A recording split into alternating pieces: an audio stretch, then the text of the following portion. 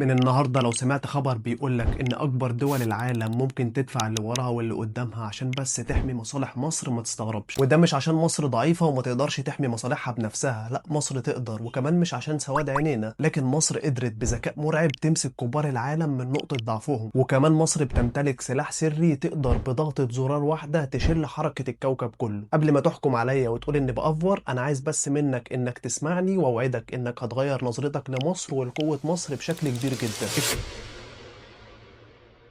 اتعودنا لما بنيجي نتكلم عن حاجة ضخمة أو حاجة كبيرة مصر عملتها دايما بنرجع للتاريخ وللمصريين القدماء، لكن في الفيديو ده أنا هكلمك عن الحاضر وعن المصريين الجدد وإزاي حولوا مصر من دولة كانت بتعاني عشان توفر كهرباء لبيوتها لدولة بقت شريان حياة أوروبا وآسيا بيترجوه عشان يفضل شغال. والأهم إيه هو السلاح اللي أقوى من النووي اللي مصر بتمتلكه دلوقتي. عشان تستوعب حجم المعجزة اللي حصلت عايزين نرجع شوية لورا، تحديدا سنة 2013 لحد من سنين قريبة، وأكيد حضراتكم فاكرين وعشتوا الأيام اللي النور فيها كان بيقطع بالساعات. مصر وقتها كان عندها عجز كبير في الكهرباء وصل ل 6000 ميجا وات. كنا في أزمة حقيقية وأزمة كبيرة، مصانع كبيرة كانت بتضطر تقفل أو تقلل إنتاجها عشان مش لاقية كهرباء. الدولة كانت عاملة خطة لتخفيف الأحمال عشان نقدر نكمل. الحياة في مصر كانت شبه مشلولة، وأي خبير اقتصادي كان هيقول لك يا عم دي مصر عايزة لها على الأقل 50 سنة عشان بس تقدر تسد احتياجاتها. بس اللي حصل وأنا مش ببالغ كان عكس كل التوقعات والمنطق. في أقل من 7 سنين مصر مش بس سدت العجز، لا دي عملت نطة خيالية. احنا اتحولنا من دولة بتستلف عشان بس تشغل محطاتها لدولة عندها فائض إنتاج من الكهرباء يقدر ينور دول بحالها. النهاردة مصر بتنتج حوالي 60 ألف ميجا وات، في حين إن استهلاكنا في عز الحر ما بيعديش ال 36 ألف. يعني عندنا فائض، وفائض مرتاح جدا لدرجة إن احنا سألنا نفسنا هو احنا هنعمل إيه بده؟ وهنا ظهرت الخطة العبقرية، ليه ما نبيعش الكهرباء الزيادة دي للدول اللي محتاجاها؟ ومين أكتر حد في العالم عطشان طاقة دلوقتي وبيدور عليها؟ بالظبط جيراننا في أوروبا. لكن كان في تحدي، وتحدي كبير قوي قدام مصر. أوروبا مش عايزة أي كهرباء والسلام، أوروبا بتدور على طاقة نظيفة. وهنا مصر بصت كده وتحديدا على صحراء أسوان، قالت لك إيه ده يا عم، أنا عندي هنا أحسن جغرافيا ومناخ تساعدني أطلع أحسن كهرباء نظيفة. رحنا عملنا مشروع ضخم اسمه محطة بنبات، والمحطة دي أكبر محطة طاقة شمسية في أفريقيا والشرق الأوسط، ومن أكبر 10 محطات طاقة شمسية على مستوى العالم. أنا بكلمك عن 6 مليون خلية شمسية مرصوصة في صحراء أسوان. المحطة دي من حجمها الكبير بتتشاف بوضوح من الفضاء. هل مصر تسكت على كده؟ لا طبعا. سيبنا الجنوب وطلعنا فوق شوية عند خليج السويس وتحديدا جبل الزيت. المنطقة دي الطبيعة اديتها هدية ثمينة قوي، سرعة الرياح فيها بتوصل لأرقام قياسية عالمية، أكتر من 10 متر في الثانية. التوربينات الكبيرة اللي بتشوفها وانت مسافر الغردقة دي مش ديكور، ده مكان بيطبع فلوس. مصر بتستهدف ان 42% من طاقتها تكون من المصادر دي بحلول سنة 2030. انا لو مكانك دلوقتي هسأل هو ده يا عم السلاح الجبار اللي بضغطة زرار يدمر الكوكب؟ لا ده جزء صغير منه، والجزء الأخير حرفيا وملوش علاقة بالكهرباء هيشيل الكوكب. بس السؤال المهم دلوقتي ازاي هننقل الكهرباء دي من صحراء أسوان لبيوت برلين وباريس؟ اكيد مش هنعمل بطاريات ونبيعها، لا الحل اذكى من كده واعقد من كده بكتير. مصر حاليا بتنفذ مشروع ربط كهربائي تاريخي مع اليونان ومع قبرص، كابل بحري عملاق بيمشي في قاع البحر المتوسط لمسافات مهولة وعلى اعماق بتوصل ل 2000 متر تحت سطح البحر. ودي عملية هندسية معقدة جدا ومكلفة كتير قوي، بس العائد منها خرافي. اول ما المشروع ده يشتغل مصر هتبقى رسميا بطارية الطاقة لاوروبا. المواطن الاوروبي هيصحى الصبح يشغل تكييفه ويشغل مصنعه بكهرباء متولدة في مصر. ومش بس اوروبا، بص الناحية التانية السعودية، الربط المصري السعودي اللي شغالين فيه دلوقتي بيوصل لقدرة 3000 ميجا وات، وال 3000 دول زي قدرة دول كاملة زي جيبوتي ورواندا. والحلو في الربط المصري السعودي ده انه ذكي جدا. السعودية مثلا في الصيف في عز الظهر بيبقى الحرارة شديدة قوي ومشغلين التكييفات ومحتاجين كهرباء شديدة، فمصر تبعت لهم. احنا في مصر بالليل محتاجين كهرباء زيادة، السعودية تبعت لنا، وده تبادل منفعة بيوفر مليارات الدولارات على البلدين بدل ما كل بلد تبني محطة لوحدها. لحد هنا والموضوع مبهر بجد، لكن اللي جاي ده هو المستقبل بالظبط. العالم كله دلوقتي بيحاول يبطل بنزين وغاز وكربون عشان خاطر ينقذ البيئة، والبديل السحري هو الهيدروجين الأخضر. وكلمة أخضر معناها إنه نضيف 100%. عشان كده أكبر شركات العالم جت جري على المنطقة الاقتصادية لقناة السويس. أنا بكلمك عن صفقات مبدئية ومذكرات تفاهم اتوقعت بحجم استثماراتها يعدي 80 مليار دولار في 2035. مصر بتجهز نفسها عشان تكون محطة بنزين العالم للسفن اللي هتعدي من قناة السويس. يعني مش هنبقى بس ممر مائي، هنبقى مركز طاقة عالمي ما يقدروش يستغنوا عنه. كل اللي فات ده كوم واللي جاي دلوقتي كوم تاني. عشان تفهم السلاح اللي كنت بقول لك عليه، فانا عايزك تتخيل معايا السيناريو المرعب ده. تخيل العالم كله بيصحى الصبح، شاشات البورصه في لندن مش مجمعه، البنوك في طوكيو موقفه تعاملات، مليارات الدولارات بتتبخر في الهواء في ثواني، وفي نفس اللحظه النور بيقطع في نص بيوت اوروبا، المصانع الكبيره في المانيا بتقفل، شعوب كامله بتواجه شتاء شديد ودرجه حراره تحت الصفر من غير تدفئه. كارثه عالميه، صح؟ كابوس مفيش دوله تقدر تتحمله. الزرار ده بقى اللي ممكن يمنع الكارثه او يسببها موجود هنا في مصر. سيبك بقى من الكهرباء والغاز والهيدروجين وبص على الخريطه دي. شايف الخطوط الملونه دي اللي ماشيه في البحر؟ دي كابلات الالياف الضوئيه اللي شايله النت بتاع العالم. ودي معلومه ممكن تصدمك، حوالي 90% من حركه البيانات اللي بتمشي بين اوروبا واسيا لازم تمر على مصر. وده عشان احنا الطريق الوحيد المختصر والاسرع والامن. بيمشي من مصر حوالي 18 كابل بحري للانترنت حرفيا، وانا مش ببالغ. مصر هي السيرفر او الراوتر اللي العالم كله موصل عليه. وعشان كده مصر بتطور البنيه التحتيه دي بشكل مرعب، وبتحميها بجيش وقوات بحريه على اعلى مستوى. وده عشان تحمي ارضها وتحمي شريان المعلومات اللي بيغذي العالم كله. شوف دلوقتي انت عندك ايه في مصر؟ عندك كهرباء وطاقه نظيفه وهيدروجين اخضر العالم كله محتاجه وبتغذي اوروبا واسيا. تخيل كده حد يفكر يجي على مصر. مصر هتقعد وتحط رجل على رجل، ودول العالم هتجري عشان تحمي مصالح مصر. دلوقتي الصوره وضحت. عرفت ليه بنشوف رؤساء دول كبرى بيجوا على مصر عشان يوقعوا اتفاقيات بمليارات الدولارات؟ عرفت ليه لما بتحصل مشكله في المنطقه العالم كله بيجري ينسق مع مصر؟ العالم ما بيحترمش غير القوي، ومصر دوله مسالمه ايوه، لكن السلام عايز قوه تحميه. مصر قالت لك انا دلوقتي طورت جيشي وحدثت اسلحتي، وكمان بصنع اسلحه وبصدرها، بس انا مش عايزه قوتي تبقى بس في عدد جيشي، انا عايز اكون العمود الفقري للعالم واللي محدش يقدر يقف من غيره، سواء كانت كهرباء تنور بيوتهم او وقود يحرك سفنهم او كابلات تنقل بياناتهم واسرارهم. مصر باختصار حطت نفسها في معادله الكل رابح، بس بشرط محدش يفكر يجي جنبي. والسؤال هنا لحضرتك، شايف ان مصر نجحت فعلا انها تكون العمود الفقري للعالم ولا لسه شويه؟ قول لي رايك في التعليقات، ولو الفيديو عجبك ما تنساش اللايك والشير، ولو حابب تشوفني تاني ما تنساش المتابعه.